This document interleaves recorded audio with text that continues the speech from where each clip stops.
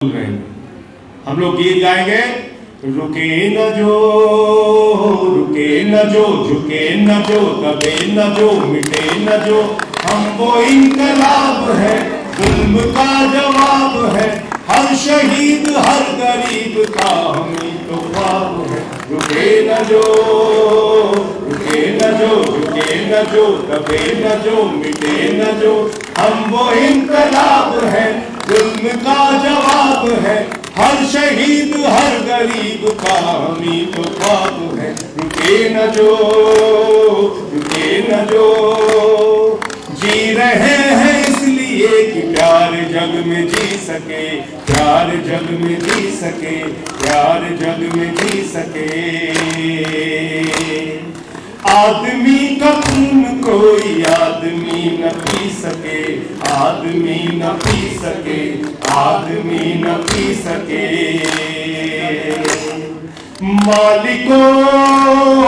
मालिकों मजूर के, नौकरों हुजूर के, फर्क को मिटाएंगे, समानता को लाएंगे। रुके न जो झुके न जो दबे न जो मिटे न जो, हम वो इनकलाब है, जुल्म का जवाब है, हर शहीद हर गरीब का हमें तो ख्वाब है। रुके न जो झुके न जो, मानते नहीं है फर्क हिंदू मुसलमान का, हिंदू मुसलमान का, हिंदू मुसलमान का।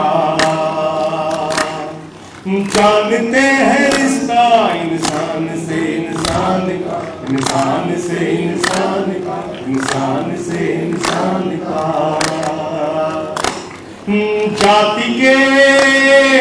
जाति के धर्म के, भाषा और देश के, द्वंद को मिटाएंगे, समानता को लाएंगे। रुके न जो झुके न जो दबे न जो मिटे न जो, हम वो इनकलाब है, हम वो इनकलाब है, जुल्म का जवाब है, हर शहीद हर गरीब का हमी तो ख्वाब है। रुके न जो झुके न जो। भारत माता की जय।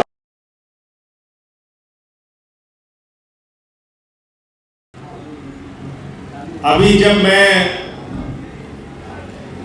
अपनी बात कहने के लिए यहाँ आ रहा था तो मुझे पता चला कि चुनाव की तारीखों का ऐलान हिमाचल प्रदेश में हो गया।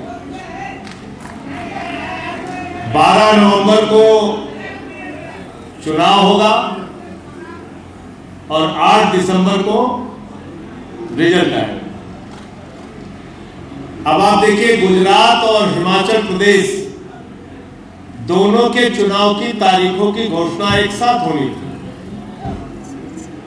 लेकिन हमारे देश की संस्थाओं को किस तरीके से प्रभावित किया जा रहा है कि अकेले हिमाचल का चुनाव घोषित किया गया, गुजरात का चुनाव इसलिए नहीं घोषित किया गया क्योंकि 30 तारीख तक मोदी जी का कार्यक्रम लगा हुआ है गुजरात में।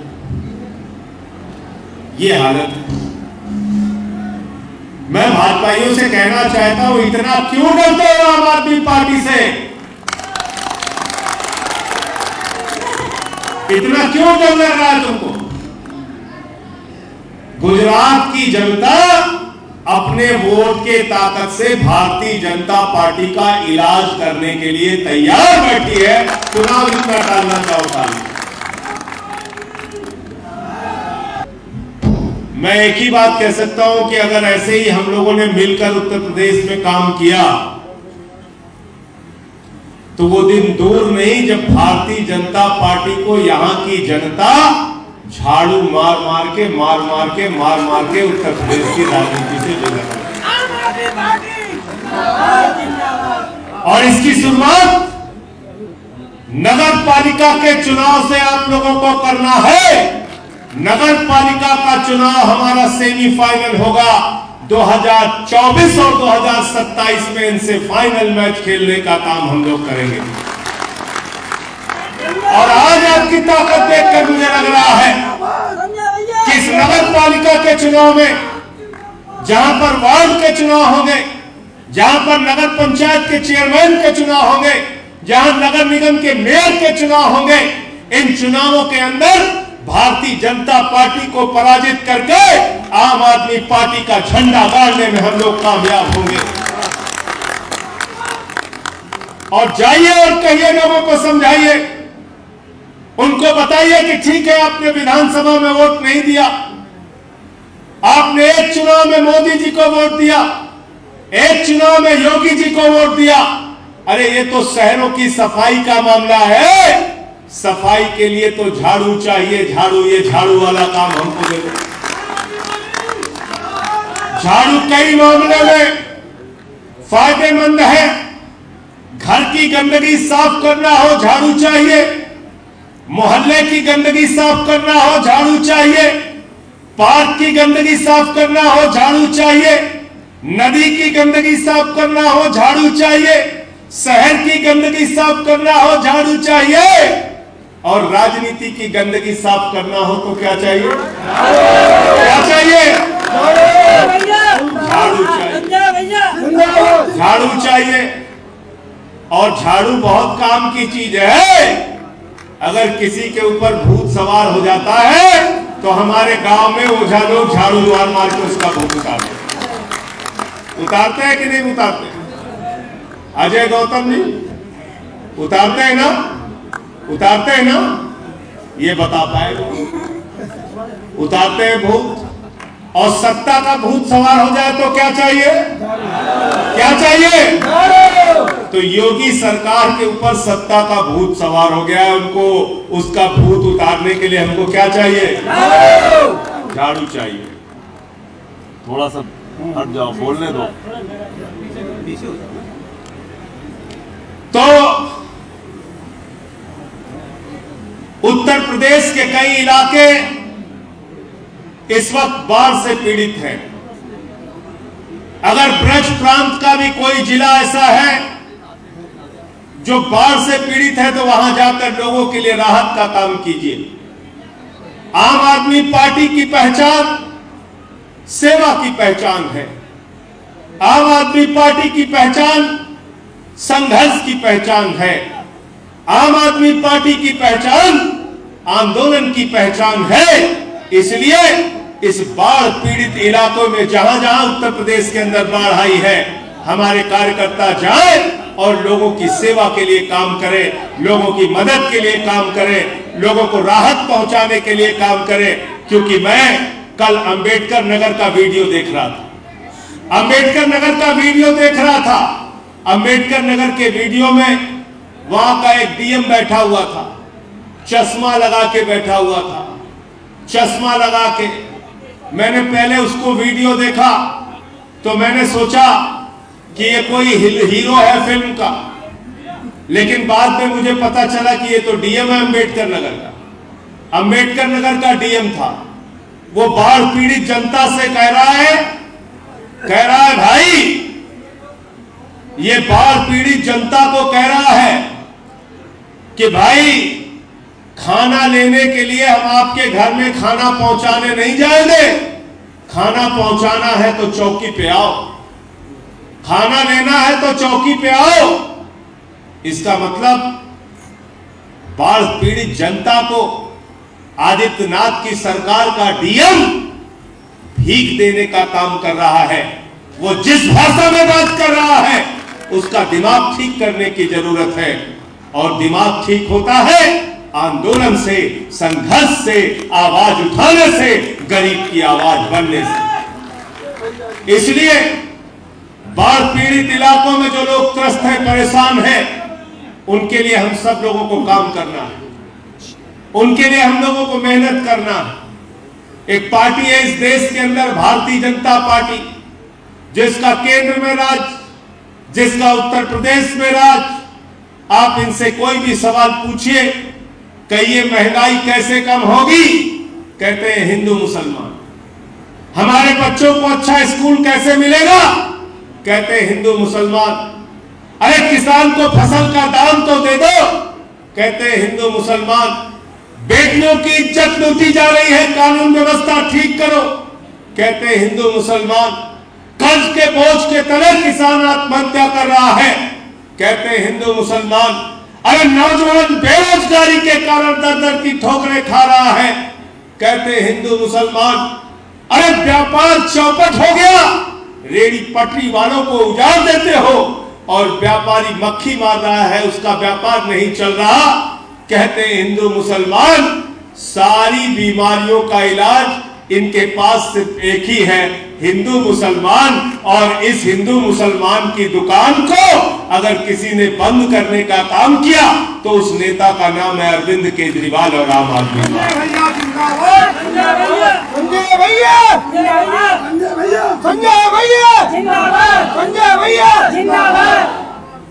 हम हिंदू धर्म को मानते हैं, लेकिन हम उस हिंदू धर्म को मानते हैं जो हिंदू धर्म कहता है वसुधैव कुटुंबकम, पूरा विश्व हमारा परिवार है।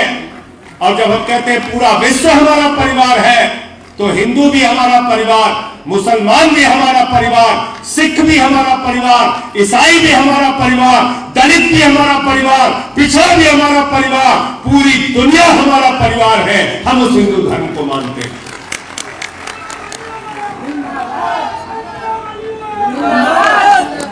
हम उस हिंदू धर्म को मानते हैं जो हिंदू धर्म कहता है, जिसकी रामचरितमानस की चौपाई कहती है, सब नर करहि परस्पर प्रीति, सारे लोग आपस में प्रेम से रहे। हम उस हिंदू धर्म को मानते हैं। हम उस हिंदू धर्म को मानते हैं जिस हिंदू धर्म में कोई भी पूजा हम लोग खत्म करते हैं तो पूजा खत्म करने के बाद प्रभु से, ईश्वर से, अपने इष्ट से हाथ जोड़कर पूरा परिवार प्रार्थना करता है, धर्म की जय हो, अधर्म का नाश हो, प्राणियों में सद्भावना हो, विश्व का कल्याण हो। क्या कहते हैं? विश्व का कल्याण। क्या कहते हैं? विश्व का कल्याण। जोर से बोलिए। विश्व का कल्याण। क्या कहते हैं? विश्व का कल्याण। विश्व का कल्याण। प्राणियों में सद्भावना हो। और भाजपाई क्या कहते हैं? प्राणियों में दुर्भावना हो। झगड़ा कराओ। इनका भाजपाइयों का नाम मैंने दे दिया है भारतीय झगड़ा पार्टी। अपने मोहल्ले में बुला लोगे, मोहल्ले वालों में झगड़ा करा देंगे, और ज्यादा दिन घर पे बुला लिया तो पति पत्नी में झगड़ा करा। ये भारतीय झगड़ा पार्टी है। और दूसरा क्या है? भारतीय झूठा पार्टी।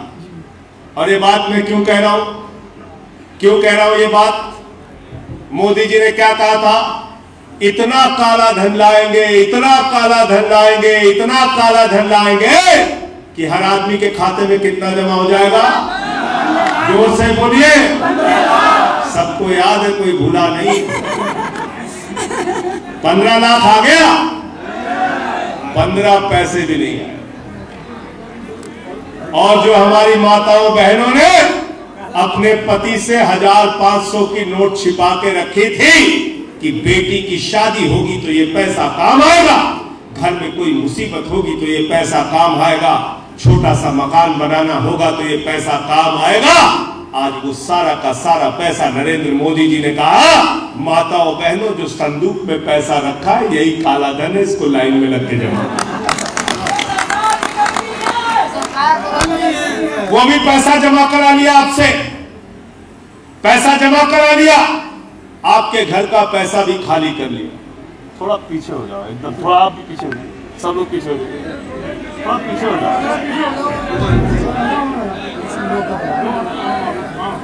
सारा पैसा जमा करा लिया, पैसा आपका खाली कर लिया।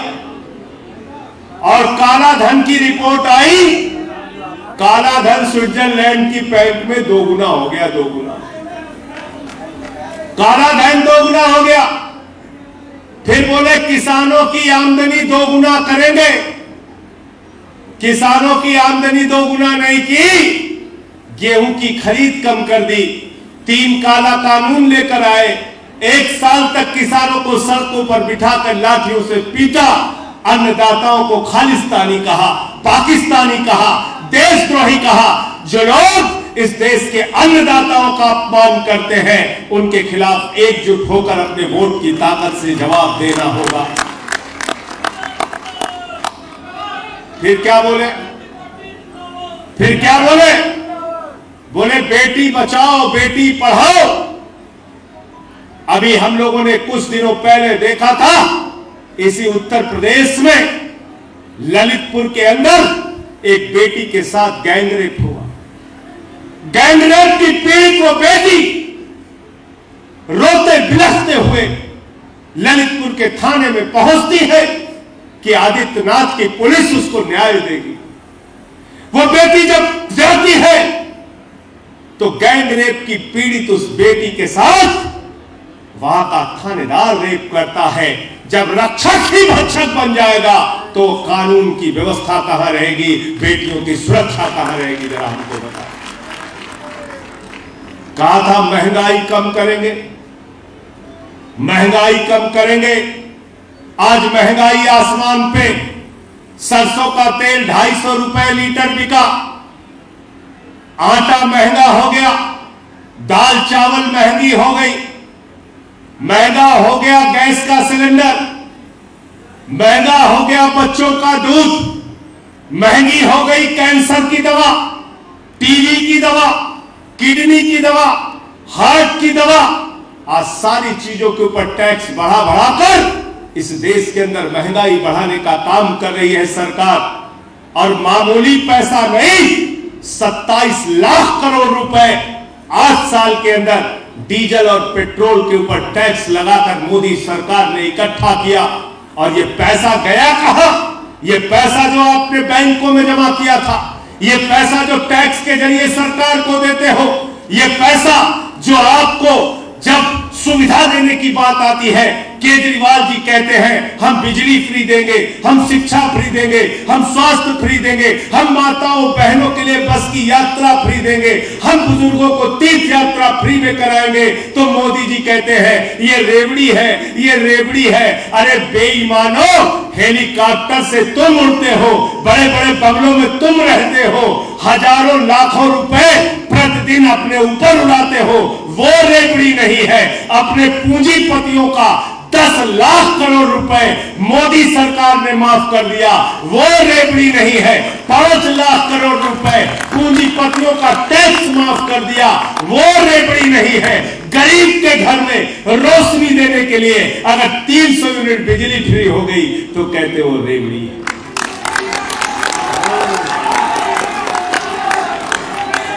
आम आदमी पार्टी के कार्यकर्ताओं, जाओ और पूछो रेवड़ी क्या है,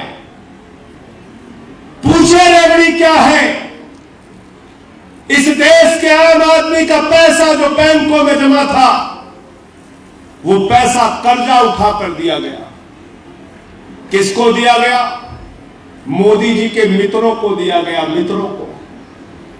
किसको दिया गया? अडानी को दिया गया। किसको दिया गया? अडानी को दिया गया। नरेंद्र मोदी जी की जब सरकार बनी, अभी हमसे मीडिया वालों ने एक दिन पूछ लिया, बोले संजय सिंह जी बहुत बड़ी खुशखबरी है। मैंने कहा क्या खुशखबरी है? कहने लगे अडानी दुनिया का दूसरे नंबर का अमीर बन गया। मैंने कहा हाँ, मैंने भी सुना है 2 नंबरी अमीर बन गया। बाप नंबरी तो बेटा, बाप नंबरी तो बेटा। तो मोदी जी इनके बाप है राजनीति में, और ये 10 नंबरी। तो ये 2 नंबरी अमीर बन गए। तो मैंने कहा कि भाई 14 में इनकी संपत्ति कितनी थी? जब नरेंद्र मोदी जी प्रधानमंत्री बने तो अडानी की संपत्ति थी 37,000 करोड़ रुपए। सुन लेना कायदे से। मैंने कहा 18 में कितनी थी? कहने लगे 57,000 करोड़ रुपए। मैंने कहा 2020 में कितनी हुई? कहने लगे 2.5 लाख करोड़ रुपए। अरे मैंने कहा जब कोरोना की महामारी थी, पूरी दुनिया में लोगों की जान जा रही थी, 2022 में कितनी हुई? कहने लगे 13.5 लाख करोड़ रुपए। कितना? जीरो लगाते लगाते थक जाओगे। और कर्जा कितना मिला है, कितना कर्जा मिला है अडानी को मालूम है? इसमें कितने कितने लोग बैंक का कर्जा लिए हैं, बताओ, हाथ उठाओ जरा। लिए हो ना? अगर 2.5 लाख रुपए का कर्जा लेना हो तो नितिन त्यागी मुझे बता रहे थे चप्पल घिस गई थी एक बार इनको पढ़ाई के लिए लोन लेना। कहने लगे कभी मैनेजर के पास जाओ, कभी फील्ड ऑफिसर के पास जाओ, कभी क्लर्क के पास जाओ, यहां रिश्वत खिलाओ, वहां रिश्वत खिलाओ। 2.5 लाख का लोन लेने में इनको मुसीबत आ गई। लेकिन अडानी को जो कर्जा मिला है, आपका जो पैसा उठाकर दिया गया है, वो पैसा है 2.5 लाख करोड़ रुपए। कितना? बैंकों से आम आदमी का पैसा उठा कर मोदी जी ने कहा 2.5 लाख करोड़ रुपए हम अपने दोस्त को देंगे। तो तुमको 300 यूनिट बिजली फ्री देने की बात आए, तुमको कैंसर की दवा सस्ती करने की बात आए, तुमको फसल का दाम देने की बात आए, तुमको नौकरी देने की बात आए, तो मोदी जी के पास पैसा नहीं है। लेकिन अडानी के लिए अगर कर्जा देने की बात आए तो 2.5 लाख करोड़ रुपए ले जा बेटा। तो बाप नंबरी बेटा, बाप नंबरी बेटा 2.5 लाख करोड़ रुपए दे दिया। अब ये पैसा तो ले लिया कर्जा इन बेईमानों ने, बड़े बड़े लोगों ने। मैंने पार्लियामेंट में कहा, मैंने कहा मोदी जी इस देश का पैसा लोग लूट लूट के भाग गए, उनको गिरफ्तार तो करो। अरे बोले कौन कौन भाग गए? मैंने कहा 20,000 करोड़ रुपए लेके नीरव मोदी, मेहुल चौकसी भाग गया। 10,000 करोड़ रुपए लेके विजय माल्या भाग गया। 6,000 करोड़ रुपए लेके नितिन सदेसरा भाग गया। 3,000 करोड़ रुपए लेके ललित मोदी भाग गया। अरे सबसे कम जो लेके भागा है 3,000 करोड़। अरे उसी ललित मोदी को पकड़ लो। मोदी जी ने कहा हमें नहीं पता ललित मोदी कहां। मैंने कहा अगर तुमको नहीं पता तो सुष्मिता सेन से पूछ लो, उसको पता है। सुष्मिता सेन को ललित मोदी मिल जाता है, लेकिन नरेंद्र मोदी को ललित मोदी नहीं मिलता। क्योंकि क्यों नहीं मिलता?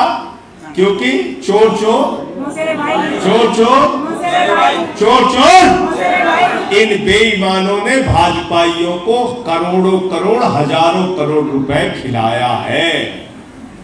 एक कंपनी है DHFL, उस कंपनी ने घोटाला किया 42,000 करोड़ रुपए का और भारतीय जनता पार्टी को चंदा दिया 29 करोड़ रुपए।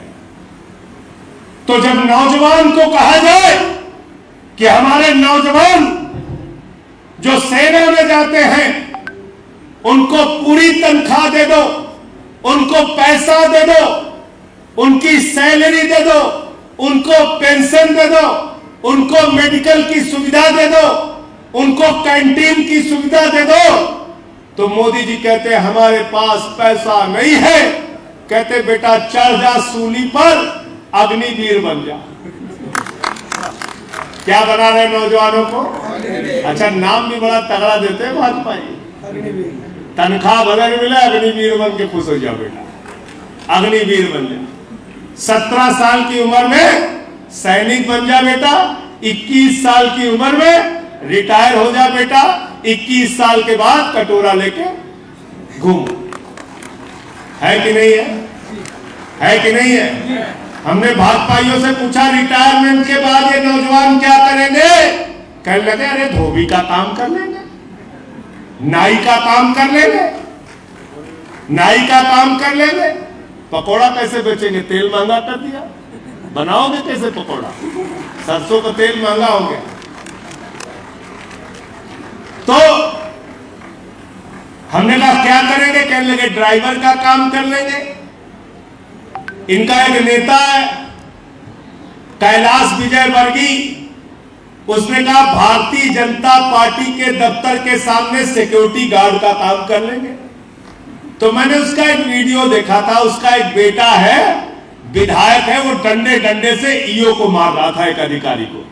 मैंने कहा तेरा बेटा तो बहुत बढ़िया डंडा चला लेता है, उसी को डंडा पकड़ा के बीजेपी के दफ्तर के सामने खड़ा कर दो, वो सिक्योरिटी गार्ड बनेगा। हमारे बेटे सिक्योरिटी गार्ड नहीं बनेंगे, हमारे बेटे सेना के जवान बनेंगे और भारत माता की रक्षा के लिए जब शहीद होंगे तो पूरा क्षेत्र, पूरा देश उनको नमन करेगा।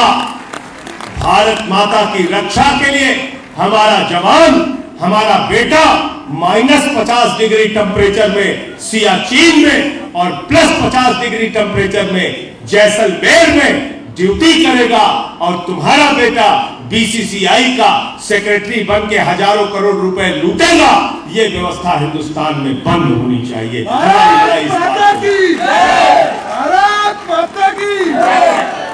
तो स्कूल बनाना है तो किसको वोट देना होगा? झाड़ू को। अस्पताल बनाना है तो किसको वोट देना है? अपने शहर की सफाई करनी है तो किसको वोट देना है? सड़कें अच्छी बनवानी है तो किसको वोट देना है? झाड़ू को वोट दोगे तो बिजली फ्री, शिक्षा फ्री, स्वास्थ्य फ्री, इलाज फ्री, बुजुर्गों की तीर्थ यात्रा फ्री, माताओं बहनों के लिए बस की यात्रा फ्री। पंजाब में सरकार बनी तो भगवंत मान जी ने 300 यूनिट बिजली फ्री 1 जुलाई से कर दी और अभी वहां पर बिजली का बिल आया। आम आदमी पार्टी के कार्यकर्ताओं, आपको गर्व होना चाहिए। पंजाब में जो आपकी सरकार बनी, भगवंत मान जी की सरकार ने 300 यूनिट बिजली फ्री किया तो 51 लाख परिवारों का 0 बिजली का बिल आया। 0 बिजली का बिल आया। पंजाब में, दिल्ली में नारा लग रहा है बिजली का बिल है 0 और केजरीवाल भगवंत मान है हीरो। ये काम हो रहा है। तो भाजपा क्यों घबराए हुए हैं? क्योंकि केजरीवाल जी ने इनका हिंदू मुसलमान की राजनीति वाली दुकान शटर कह दिया। आपको स्कूल अस्पताल पे बात करना होगा तो उस पे कहते हैं हम तो पढ़ेंगे नहीं आए रहे, कैसे परीक्षा दे। ये तो गलत क्वेश्चन आ गया। हम तो पढ़ाई हिंदू मुसलमान की किए थे, स्कूल अस्पताल पूछ रहे हैं केजरीवाल जी। ये तो गलत हो गया, गलत हो गया। जैसे ही गुजरात में पहुंचे दिल्ली और पंजाब जीतने के बाद रोज ईडी भेजते हो, रोज सीबीआई भेजते हो, रोज दिल्ली पुलिस भेजते हो। मैं कहना चाहता हूं मोदी जी, 24 मुकदमे योगी आदित्यनाथ जी ने भी उत्तर प्रदेश के अंदर मेरे ऊपर किया है। 2400 मुकदमे कर लो, आम आदमी पार्टी के कार्यकर्ताओं और नेताओं को उठा उठा के जेल में डालो, लेकिन हम लोग झुकने वाले नहीं हैं, रुकने वाले नहीं हैं। तुमसे लड़ेंगे और जीतेंगे। इस देश के आम आदमी की जीत होगी।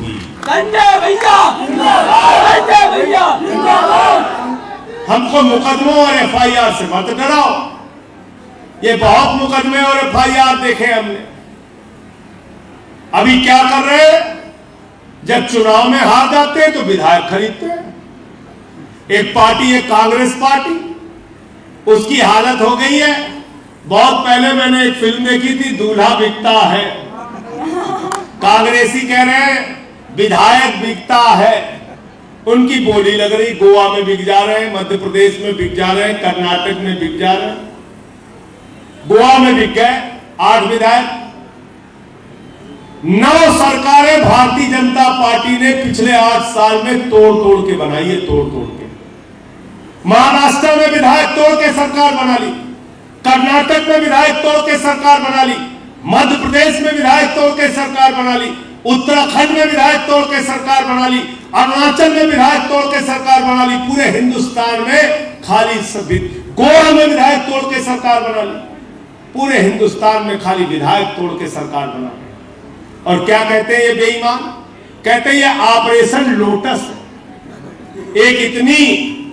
एक इतनी दुनिया की अपने आप को सबसे बड़ी कहने वाली पार्टी, वो अपने चुनाव चिन्ह के नाम पर भ्रष्टाचार का ऑपरेशन चला रही है। कह रही है ऑपरेशन कमल है, ये कमल। विधायक खरीद रहे हैं। हमसे एक बार एक टीवी चैनल पर बीजेपी के प्रवक्ता ने कहा कि संजय सिंह जी, विधायक हम लोगों ने कहा और कैसे खरीदा, जैसे मुझे बताइए। मैंने कहा तुम तो ऐसे पूछ रहे हो जैसे हाफिज सईद कहे कि कहां आतंकवाद की घटना को अंजाम दिया, हमको बताइए। डाकू गब्बर सिंह अगर आपको कहे कि बताइए हमने कहां डकैती डाली, तो भाजपाई अगर कह रहे हैं, मैंने कहा तुम लोग इतने भोला बालक बन गए, तुम्हें पता नहीं तुमने महाराष्ट्र में कैसे सरकार बनाई, तुम्हें पता नहीं गोवा में कैसे विधायक तोड़ा, तुम्हें पता नहीं कर्नाटक में कैसे तोड़ा, तुम्हें पता नहीं कैसे मध्य प्रदेश में तोड़ा। क्या रामायण का श्लोक सुना के तुम विधायक तोड़ते हो? अरे हजारों करोड़ के धंधेबाजी करके तुम विधायक तोड़ते हो, मंत्री का लालच देके तुम विधायक तोड़ते हो। तुम्हारी ये राजनीति दिल्ली और पंजाब में चलने नहीं देंगे। और पंजाब में तो अब पूरी सरकार है, वहां पुलिस है। भाजपाइयों अगर वहां विधायक खरीदने जाओगे तो पकड़ के तुमको जेल में भी डालेंगे, जेल में भी डालेंगे। तो साथियों, इनसे आप किसी न्याय की, किसी अच्छे काम की उम्मीद मत कीजिए। ये कौन सी पार्टी है? ये कैसे लोग हैं? मैं तो इनको कहता हूं कि ये अपशकुनी लोग हैं। अपशकुनी का मतलब कोई बात बोल दी, कोई बात कह दी, आपके साथ वो दुर्भाग्यपूर्ण घटना हो गई वो घटना। और मुझे याद है, ये ऐसी पार्टी है, केजरीवाल जी कहते हैं चुनाव जिता दो हम तुम्हारे बच्चों के लिए स्कूल बनाएंगे, चुनाव जिता दो हम तुम्हारे बच्चों के लिए अस्पताल बनाएंगे, चुनाव जिता दो हम तुम्हारे लिए सड़कें बनाएंगे, चुनाव जिता दो हम तुमको फ्री बिजली देंगे, फ्री शिक्षा देंगे, स्वास्थ्य देंगे। और हमारे देश के प्रधानमंत्री नरेंद्र मोदी जी कहते हैं भाइयों और बहनों, गांव गांव में कब्रिस्तान है तो शमशान होना चाहिए कि नहीं होना चाहिए? शमशान बनाने की बात पूरे चुनाव में कहते थे, शमशान बनाना है, शमशान बनाना है, शमशान बनाना है। और इन अपशकुनियों ने, इन बेईमानों ने ऐसी भाषा बोली कि ऐसे अभागे लोग हैं ये कि लाखों की संख्या में कोरोना की महामारी में शमशान बन गया। हमारे गांव में लोगों की मौतें हुई, नदी के घाट पर चील कौए कुत्तों ने उन परिजनों की लाशों को नोचने का काम किया। ऐसी अपशकुनी पार्टी को मिलकर हराने का काम करना है, इनको जमानतें जब्त कराना है और इनसे कहना है हमको शमशान नहीं चाहिए, हमको अपने बच्चों के लिए स्कूल और अस्पताल चाहिए। उत्तर प्रदेश की तरक्की चाहिए। संजय भैया जिंदाबाद, संजय भैया जिंदाबाद। अब 3-4 मिनट मेरी अंतिम बातें ध्यान से सुन लेना। ये बातें तो मैंने तर्क की दी जो जनता के बीच में जाकर आपको कहना है, और भारतीय झूठा पार्टी से लड़ना है, उनके झूठ को उजागर करना है। लेकिन ये काम करने के लिए आपको मजबूत संगठन की जरूरत है, साथियों। जनता के लिए संघर्ष करने की जरूरत है। आज से ही जुट जाना, अपने अपने इलाकों में सदस्यता अभियान चला के हर वार्ड में जो लोग चुनाव लड़ना चाहते हैं, आवेदन फॉर्म आपके पास पहुंच गया है, आवेदन भरिए। जो अच्छे कैंडिडेट चुनाव लड़ना चाहते हैं उनका आवेदन भरवाइए। हमारे कार्यकर्ता, हमारे पदाधिकारी ऐसे लोगों से संपर्क करने के लिए जाएं जो पिछले चुनाव में दूसरे नंबर पे थे, तीसरे नंबर पे थे या पहले नंबर पे थे, जो आपकी पार्टी में आना चाहते हैं। क्योंकि दिल्ली के बाद, पंजाब जीतने के बाद आज पूरे देश में आम आदमी पार्टी के प्रति भरोसा बढ़ रहा है, मजबूती बढ़ रही है।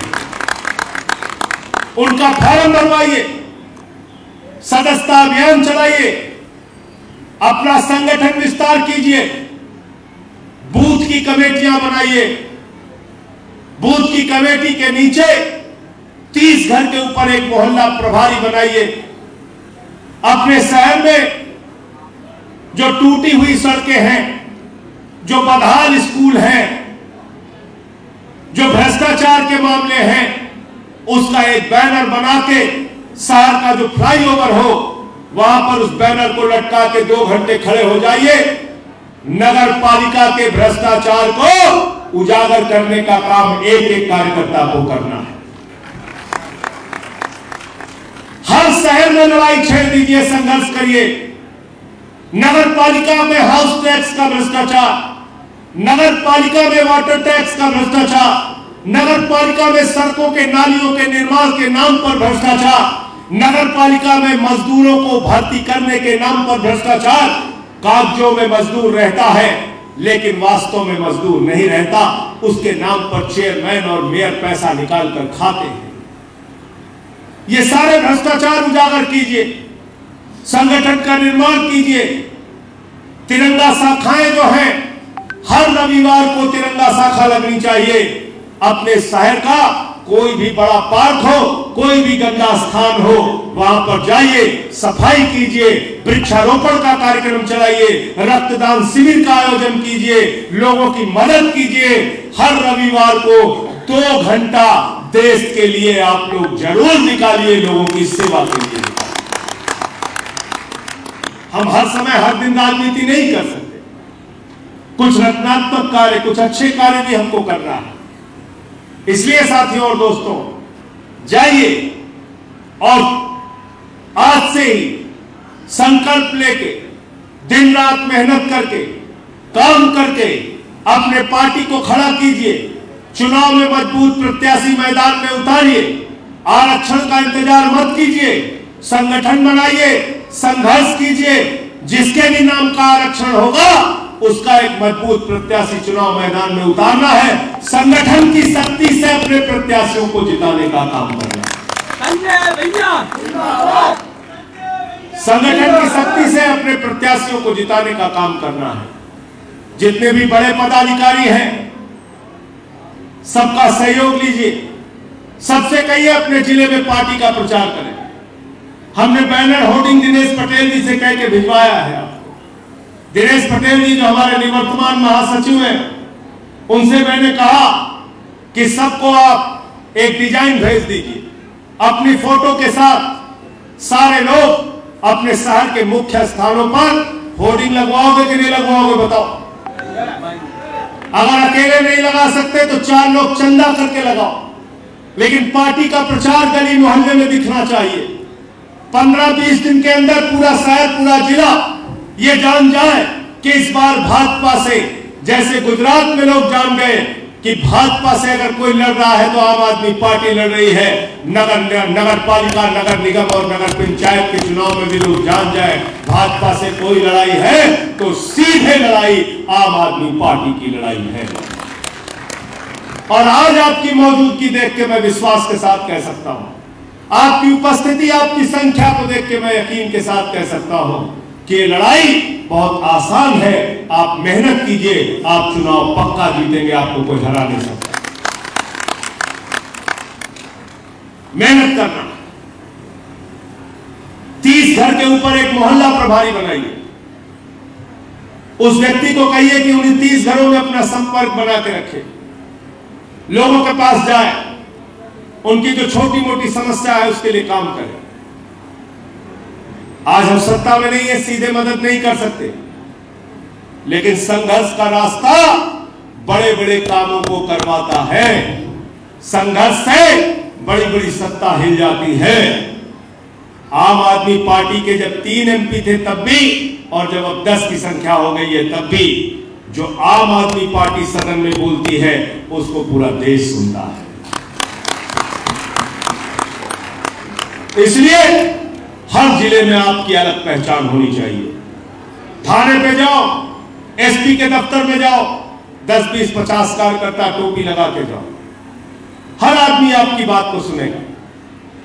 संघर्ष कीजिए अपने लोगों के लिए, अपने साथियों के लिए। और साथियों और दोस्तों, अंत में मैं एक ही बात कहना चाहता हूं, हम इस देश की राजनीति को बदलने के लिए आए हैं। और जब हम कहते हैं कि हम राजनीति को बदलने के लिए आए हैं, तो ये सड़ी गली राजनीति, ये भाजपा, कांग्रेस, सपा, बसपा की जो राजनीति है, इस राजनीति से ऊपर उठकर आम आदमी की राजनीति को हमको सत्ता के केंद्र में लेकर आना है, आम आदमी को हमें ताकतवर बनाना है। हमारी लड़ाई इस बात की है कि धर्म के नाम पर भेद अब नहीं चलेगा, धर्म के नाम पे झगड़े अब नहीं चलेंगे। हिंदुस्तान मोहब्बत की बुनियाद पे बनेगा, इंसानियत की बुनियाद पे बनेगा, भाईचारे की बुनियाद पे बनेगा, एकता की बुनियाद पे बनेगा। नफरत की बुनियाद पर हिंदुस्तान नहीं बन सकता। भारत माता की जय, भारत माता की जय। संजय भैया जिंदाबाद, संजय भैया जिंदाबाद, आम आदमी पार्टी जिंदाबाद। एक एक कार्यकर्ता अपने आप को नेता मान ले, एक एक कार्यकर्ता अपने आप को अपने इलाके का अरविंद केजरीवाल मान ले, एक एक कार्यकर्ता निष्ठा और ईमानदारी के साथ काम करेगा तो हमने तो बहुत छोटे से शुरुआत की थी, आज इतना बड़ा सफर हम लोगों ने तय कर लिया। 10 साल में हिंदुस्तान की सबसे ज्यादा तेजी से बढ़ने वाली पार्टी आम आदमी पार्टी है और देश की राजनीति में आजादी के बाद चौथी पार्टी है जिसकी 2 राज्यों में सरकार। ये मामूली उपलब्धि है, ये मामूली उपलब्धि है। और यहां उत्तर प्रदेश में जिस दिन हम लोग स्कूल अस्पताल काम के ऊपर राजनीति को लेकर आए हैं तो सबकी दुकान सबकी दुकान शटर, सबका शटर डाउन हो जाए। इसलिए हम सबको मिलकर काम करना है। अंत में एक गीत जो हमारा क्रांतिकारी गीत है, वो गीत हम सब लोग एक साथ गाएंगे और उसके बाद आज के कार्यक्रम में बहुत सारे हमारे साथी, जाइएगा नहीं आप लोग, हमारे बहुत सारे साथी हैं जो दूसरे दलों से, दूसरी पार्टियों से आम आदमी पार्टी ज्वाइन कर रहे हैं। ऐसा नहीं कि सारे लोग भाषण हो गया उसके बाद अपने घर चले गए। जो लोग आपके परिवार में शामिल होने के लिए आए हैं उनका स्वागत करना है कि नहीं करना है, बताओ? करना है ना? तो उनकी ज्वाइनिंग तक कोई जाएगा नहीं, यहाँ से सारे लोग मौजूद।